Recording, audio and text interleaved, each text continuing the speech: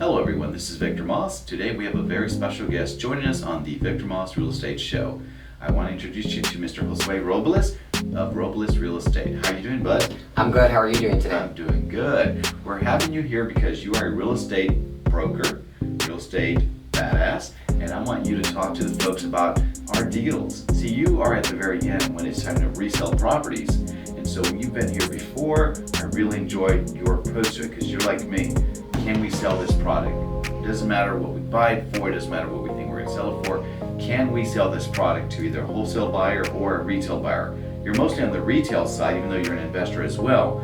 But I want you to talk to the folks here today and basically help me educate them what deals they should go after and why. So here goes, I'm going to get started. Hi, I'm Victor Maas, real estate attorney, broker, and investor, but no one really cares. What they care about is that I'm a problem solver. So that's what I do for a living, is solve problems. I'm going to show you to find deals you never even knew existed.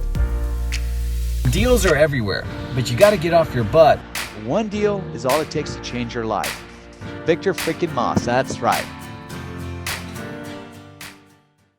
So we're in San Antonio, Texas, 2.4 million metro. We have hundreds of thousands of homes, and we want to solve problems for investors who want to buy houses. So I go look for deals and I wholesale it to them. But I know them, and I think you know them too. They want houses that people want to buy. At the very end, it's what do people want to buy? So I always start with the basics. You know, give or take 300,000, 3 bedrooms, 2 bath, 2-car garage, 1,500 to 2,000 square feet, a nice community, near good schools, near good shopping, and a cul-de-sac, not a busy street. Those are the basic premises. But you're more into the detail. So what is it that people are looking for to buy in this day and age? And here we are, September 2021. What do people want to buy on your end? Well, you know, they want, on the retail end, they want clean. They want it, you know, simple. Kind of like when I tell our clients, you know, kind of come in and we'll tell you, hey, paint it this color, do granite, don't do the granite, things like that. But a lot of people, the nicer it is or just the cleaner it is, the faster it'll move. That's kind of what they're looking for. Good. So we're going to be talking about some real deals now, and I want to go back to the one we did in Converse neighborhood, the one we wholesaled. Yes. Your client resold it. Yes. I did include that in one of our bus tours that we do for our students and our members, but I didn't think the rehab was that good. Do you remember that house? Yes, I do. I do. And what the thing with that home is that they do a lot of sweat equity. So they did do. I mean, they hire contractors and stuff like that, but they do a lot of it themselves. And so I guess. You know, you had mentioned the quality wasn't there and stuff like that, so it did sell, you know, in this market. Not anything will sell, but it was clean enough for people, you know, they overpaid. I mean, I want to say we listed it in the 190s and we got a contract for 205. Nice. So, but in normal times, you know, a little bit up, a little bit down, I find that clean is important. Absolutely. Good neutral color paints, earthy tones I think are good. What's the good color well, these days? The good color these days is going to be like your red front door, of course, and then, you know, grays, whites, or like teals, bluish colors. Those are the colors. Or like, you know, kind of like you have in here. That color right there with white, that's the kind of grace is what they kind of want. Good deal. And what kind of flooring are people looking for these days? I mean, if no carpet, a lot of people don't like carpet, right. So you can do laminate, or it could be keep the original with floorings. If you can do something like that, keep the original, that's always amazing because that's a high selling point. Like, oh, we have the original floors here, you know, from 1910 or, you know, 1940s. That's always great, but I would say laminate or, you know, even linoleum will probably do better than carpet. Okay. Because now linoleum, they have, you know, trendy kind of, it looks like it's real wood floors or something, but it's not. Yeah. But I would prefer them to do that because then it's in the buyer's mindset. It's like, oh, cool. When as soon as they walk in, they're like carpet, you know. And I think they're kind of laminate and carpet. A carpet is cheaper, but you can just a little bit more, and then you can sell it faster because, well, no one really likes carpet. I don't really know too many people who like carpet.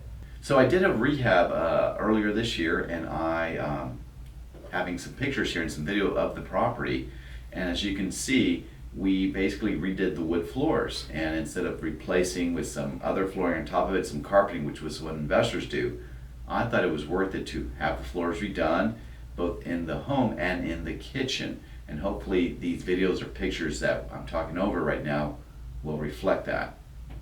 You can see the work is done very well. And I will say, quality does not equal quantity. People are like, "Well, I did all this to the house and I put 50,000." It's like, where? Like, I've had people put in $10,000 in houses, but the quality of work or whatever, the craftsmanship was so great. But then I have other clients that they'll put in like 50 and it looks not very good. So, quantity does not equal quality. Exactly. So we're going to get into the next subject. Really, your part is the end thing. Mine for this class is this a deal or not a deal? Just because you can rehab a home doesn't mean it's going to be a good deal or not. So I want to talk to you about two strategies here. Properties with lots of equity, and we can either wholesale or rehab and fix and flip essentially, or we're going to take it down because there is no equity, and guess what? We can take it down subject to, and then we can owner finance it. I know that's not everybody's cup of tea, but I want to get into both of them. So sometimes the deals are just not going to be deals. I know everybody wants a deal, but some of the best deals I've ever done are the ones I passed on because they just weren't worth it. The sellers want too much or it needs too much rehab, etc., etc. So let's start with what's a basic deal. So if you have a notepad, write this down. So here goes. I always start with the end result. What do I think I can sell it for conservatively? So for me, a good conservative number in my community is the tax value. That's a good conservative number. I'm sure it's going to sell for 10% more, but just conservatively, the tax value works in my community. In your area, maybe the tax value is too high. And so guess what? Reduce it by 10%. I mean, whatever works in your community. But here in mine, usually about 10% higher. What do you think? Is that a good number? Yeah, I would say 10% because the assess, of course, is going to be a little bit lower, but and with the market, they can push it up and all that, but let buyers do that. But yes, I agree with you on that. So just to not overthink it, not overanalysis leads to paralysis, let's figure out what the tax value is. So we go to the county appraisal district in my community, we look it up, it says $200,000. I can tell you right now the most I pay for a home is 70% of that amount, which takes me down to $140, minus an estimated repair. For most homes, I put $30,000 down. And this is just cosmetic, inside and out, painting inside and out, flooring throughout, maybe some new countertops, new toilets, new hardware throughout the home, ceiling fans, light fixtures, landscaping, cleaning, maintenance while I'm doing the rehab, all the little things you forget about. So 30 grand is just a rough number. It makes life easier when I say 30. But now I'm gonna add, let's say 6,000-7,000 for a new roof, 6,000-7,000 for a new HVAC unit, 10,000 for foundation if it's a okay home, but if it's a large home, it might be 15,000-20,000. So you just keep adding these little extra things, and these are just rough estimates. So you can decide the most you can offer. And guess what? Once you have that number, let's just say 110, and he's the seller, I can make an offer to him subject to an inspection. Once my inspector comes in and maybe my contractor comes in during that option period, then I can renegotiate with him, or if it's a great deal, still just go through with it. So you're not stuck with that deal if you give yourself an option period to back out of the deal. So once again, 70% of the conservative value, let's say $200,000 resale, puts me at 140 minus rehab estimate of 30 grand, that puts me at 110. So that's the most I can pay. So do you think I'm going to offer the maximum offer? Nope. I want to start with a number that kind of hurts me even saying it. So that usually means like 75 grand, give or take. They'll come back, they want 100, we'll settle somewhere at 85. And my goal is try to make 10 to 20 grand per wholesale. But for a long time, man, I've gotten really good at this. I'm making 20, 30, 40 grand on deals. I'm working on a deal right now that I'm going to close tomorrow, and you decide if it's a good deal. It's actually 2 properties. It needs major foundation work. I'm talking like 20 grand major foundation work, but they're 2 townhomes together. And I think retail-wise, they'll sell for 420. So if I got my calculator out and everything, plus, let's just say, because this needs a lot of work, I doubled the estimate, by the way. So instead of 30, it's like 50 grand, what I came up with, I apologize. 50 grand per property, rehab. So I just get my calculator out. I'm gonna do it right here for you guys. Let's say 420, 1, 2, 3, there it is, times 0.7, minus 100,000 in rehab. Puts me about 200,000, give or take. And here's the great news. I think we might even be able to get more on the retail side. I already have a buyer on the hook. I already have a buyer for both properties. I'm buying it for 120, and I'm wholesaling it for, ready for this? 220, give or take. And I'm like, hell yeah, I got that all day. And it's gonna be like maybe 2 or 3 hours of work on my end. I'm working with a partner on this, so he's really spearheading the deal. But that's a simple deal. You can tell that's a simple one. You just do the numbers. I don't even have to look at properties anymore. I don't. Just tell me the numbers and I can tell you whether or not we can help you or not. We're not talking lead generation. We're just talking about, is it a deal or not? On the flip side, let's say you have a home and it's worth $200,000, but it needs $50,000 in rehab, and they're $10,000 behind on their mortgage, and they still owe 190 grand.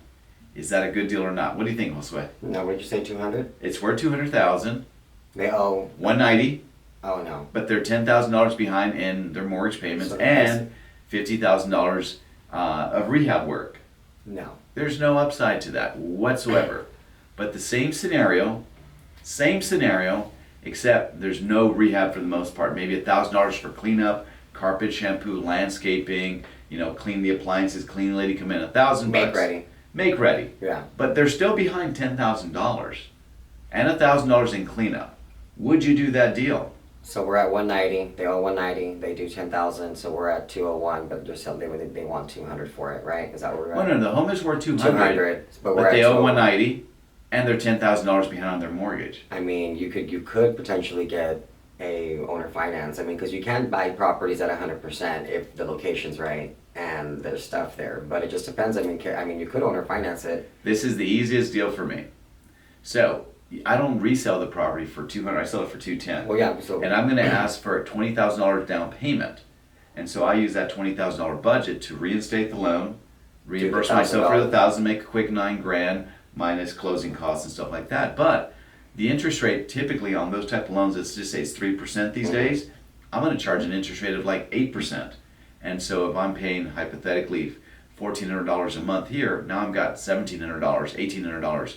I'm going to create a cash flow of $300-$400 a month for the next 30 years. Actually, that's not true. because that loan is already. When the loan gets paid off towards the back end, I'm going to have 3, 4, 5, 10 years possibly of it's all coming to me. Yep. So this is a creative way to look for deals. Is it a deal or is it not a deal? You've done some deals, so Yeah. let's think about it. What is your approach to buying a property? I've got this property right here. I'm the seller. How do you approach me? Well, I mean, there's just several ways. I mean, we can Bring it on. We can knock on your door. We can call you. No, we're communicating now. Okay, so we're in communicating. person. It doesn't matter. Okay, so is this our first time? This is our first Sounds time. like we were doing yesterday. That's so, right. So you'd be like, hey, Victor, well, is this Victor? Yeah, I'm Victor. Are you the owner of 123 Cosgrove? Absolutely. Okay, I wanted to know, is this something, are you interested in selling this home? Well, are we investors or are we problem solvers? Well, we're problem solvers. That's right. So when I approach sellers about acquiring their properties, it's not to buy their home, it's to help them solve their problem. So a little twist on that is, hey, would you like to do something with this, or is it okay, a burden to you? Do you want to get rid of this burden essentially? Let me buy your problems. Yeah, that's exactly what we do. We buy problems. We don't buy houses. So eventually, I say to you, yes, I'm interested in selling this property. That's just a burden to me. It's behind in taxes. I hate it. It was my mom's. Okay. So, sell me. First of all, I'm retail, not wholesale. This is the wholesale part. But I love this part. He gets all I get all nervous about squirmy it. because I'm like, okay, because I'm the back end, but I know how to do the front end. So pretty much I would just be like, hey, you know what? If you're interested, if this is causing you so much problems and you don't want it, how about we just take that off your hands and we could offer you, well, I mean, we would have to look at the property and all that, but I don't want to give numbers right off the bat, but I would just ask you, can I take a look at the property? Is this something that I can take a look at with you? Okay. So part of the reason I'm doing this bit here is I'm actually helping Josue on the acquisition phase because I've done hundreds and hundreds of these things. And he likes to see me squirm. I do. I get joy out of it. Anywho, but some of you are watching this are also squirming at home. I know you are. You're watching this like, ooh. So the question is, approach a seller, fictionally of course, and you want to acquire their property. How would you do it? So this is what most newbie investors, or I like to think unsophisticated investors, do. They approach it with, hey, what's the least you'll take for your property? We need to be Instead more of- like, do you need to have, I noticed you have 4 dogs here, where are you going to move them to? I noticed that you have, 3 children. Are Right. you sure, so you want to help them with their problems and get them, that's how you I think that's the finesse that you have. Oh, hell yeah. And my approach is, Hey, Bob's my fictional seller in my training. Hey, Bob, I'm here to find out if you'd like to do something with this property before it goes into further disrepair. I understand you're, $8,000 behind in property taxes. Would you like some help with that? Bob, is there stuff in the home? Great. Do you need help moving it to your home right now that you're in, or a storage unit?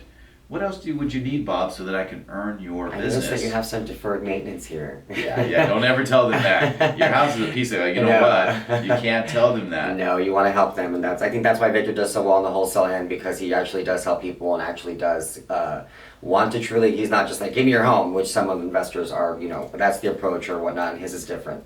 So at the end of the day, what this comes down to is, I've got to already, before I talk to the seller, decide, is this worth it or not? Is this a deal or not? So there's two approaches I take to this. One is a retail, wholesale kind of approach. I want to, can I fix and flip it or wholesale it? And if I can't, then can I just take over the problem by taking over title to their home and then turning around and doing an owner finance wrap around. So those are my two approaches. I'm either going to get you on price or I'm going to get you on terms. I mean, in a perfect world, I'd get both terms and price, but it doesn't happen too often. So one of the best things I can do is just look at the numbers to decide, is it a deal or not? Now, you're a realtor, Yes. and you know the MLS and everything. So there's the tax value, and then there's the comps, the comparable market analysis of properties, what they're worth. Just with that, Well, there's also what the appraisal thinks it's worth. that's true. That's also true. That's the technical side. But in Yes. general, folks who are watching this, keep it simple, Yes. stupid for them. I always like to say, figure out what the going value is. And if you don't have access to the MLS, here's a secret. Look at the tax value, and then punch in the address in Google and see what the third parties out there think it's worth. So tax value is 180, but Zillow thinks it's 200. Redfin thinks it's 205. What's the other one? Realtor.com thinks it's worth $1 million. Well, you can discard that one.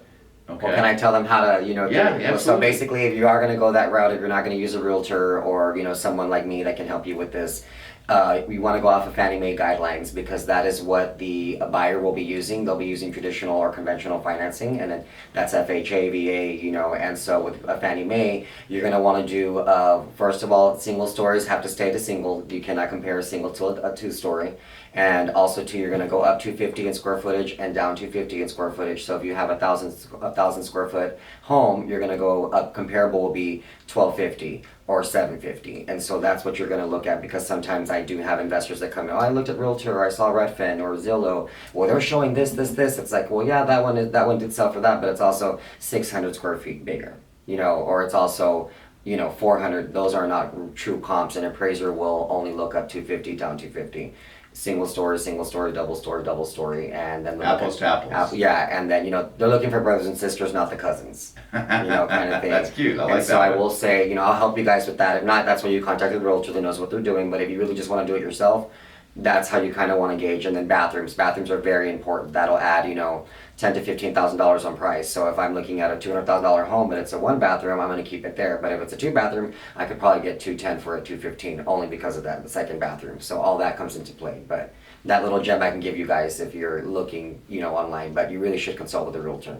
Before I forget, Josue, would you tell them your phone number slowly? Yeah, guys, I'm here to help. That's the value that we bring. We're an investor-friendly brokerage, and my direct number to get a hold of me is area code 830-734-3435. And once again, that's 830-734-3435. And my email is Josue, that's Josue @roblesrealestate.com. So Josue @ROBLESrealestate.com. So let's continue. Is it a deal or not a deal? Now switch over to those homes that have no equity. So I want to make it very clear to you what that means. So let's presume that there is very little to no equity. And we can still do those deals, believe it or not. This is a great way to earn an income. So believe it or not, you can make a great living with this type of business model. If this is all you did, you can make a great living. And I'll prove it to you. I just closed one 2 days ago for a client, and their down payment on a subject to was $45,000. $45,000. You can make an amazing living, and here's the best part: not only do they make that up front, but then they cash flow $350 a month for the next 30 years. So a lot of these buyers will never get refinanced because their credit just isn't what it used to be or needs to be. but they make a very good income and they can qualify normally, except for their bad credit. They can pay. Their credit just stinks. So let's get back to it. If it's worth 200 grand and they owe 190,000, the key is, what could you get an owner finance down payment for? So in this case, we always shoot for 10 to 20%. So in this particular case, the person came up with 20. And so they came up with $45,000, for example. That's your budget. That budget allows you to, for example, fix a few things in the home. It allows you to reimburse yourself. It allows you to pay for closing costs. It allows you to reinstate the loan if the owner or previous owner was behind. So you can make a great living. And let me give you some really good advice. 9 out of 10 properties out there that need your help as an investor do not have enough equity for you to wholesale or fix and flip. They just don't. Most people buy and resell the homes every 5 to 7 years. So they don't build up a lot of equity. So I'm telling you, 90% of the houses out there that need your help don't have enough equity. So this is a great way to decide deal or no deal, and that is the down payment budget. So hypothetically, we talked about earlier, if it needs $45,000 in rehab and all you get is a $20,000 down payment, it's not a deal. On the other side, very little is owed and very little it takes to get the home looking really spotless. Cleaning lady, mowing lawn, all those things, clean the countertops, maybe replacing it with a used stove and oven, which I've done these things, so I know this firsthand experience. I think one of the best deals I ever did, I think I put like $2,000 into it. They were like $6,000 behind. I'm in it for $8,000 out of pocket. And then I sold it and I got a $20,000 down payment. And I used that money to reimburse myself, reinstate the loan, everything. I cleared over $10,000. Guess what? It took me like less than a week. How many of those could you do? How many of those could you do if you're watching this? As many as you get your hands on, because you're not having to go out and get a loan yourself. You're just taking over somebody's payments. So that's a way to decide deal or no deal on properties with little to no equity. On the flip side, it's so easy. It's just a numbers game. What's the after repair value times 70% minus rehab? That's the most I can pay for it. If I can stay under that number, give or take, I'm good to go. So there it is. A little thing to know. Just because the numbers make sense doesn't mean you're still going to want to do the deal. You have to take a lot of things into consideration. How's the economy going? What part of town is this home? What's the supply and demand right now? Yeah, no. Is it on the market 300 days? Is it on the market 3 days? Right. The neighborhoods, the months absolutely. of inventory. Oh, this is a great deal. But if nobody's buying there and it takes you 8 months to sell it, that's not a really. I mean, depending on your things, but if you have a hard money loan or things like that, you're paying every month out. The more you have that home, the more it's costing you. So your job is like hot potato. Get it out of your hands as soon as possible. So that way you don't have any. The longer you have it, the more you're paying for it. Is what I'm saying. As we're finishing this video, he and I and 2 other friends yesterday went down to have lunch downtown San Antonio. It was really nice. But afterwards, I showed them how to get the tax delinquent list, so we can find people in basically distress. And there's literally thousands of homes on these lists of people that are not paying their property taxes. I have no competition. If I buy 10, 12, 20 houses a year, I'm thrilled because my net profit per deal is just extraordinary.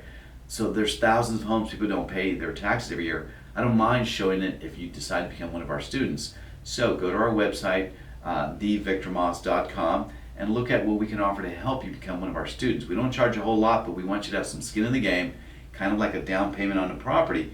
We want you to have a little bit of skin in the game so you can learn this game that we play all the time. And I will say, if people are looking for like the homes with little equity, go to find divorce leads. What I find is people get married and then they buy a house and then they're getting divorced. So when I look up these people in our county records, I look at them and I'm like, oh, okay, you see that they're getting divorced. You go look them up in the county. You see that they're homeowners, but then you see when the deed exchange was. And so right now you see a lot from like 2020, 2019, 2021. They literally just bought this house. Bunch of COVID divorces. And they're doing divorces. So you can still find deals out there, especially like he's saying, this particular person had $45,000 down. There's people that have money out there. They just don't do things the conventional way. So you can find a lot of buyer. I think the biggest thing with wholesaling or anything is connecting bridges. It's like, well, I have this person who's in distress, this person who's in distress credit. Let me connect this bridge. kind of thing. That's it. That really is it. As always, thank you for watching. For more real estate investment and legal real estate content, please subscribe to our channel. Please follow me on social media, which you can find linked in the description below. Don't forget to visit thevictormaas.com, where you can register for coaching and my future events. To listen to the podcast, please search for The Victor Maas Real Estate Show, wherever you listen to podcasts. Also, link below. Until next time, this is Victor Maas, signing off. Take care.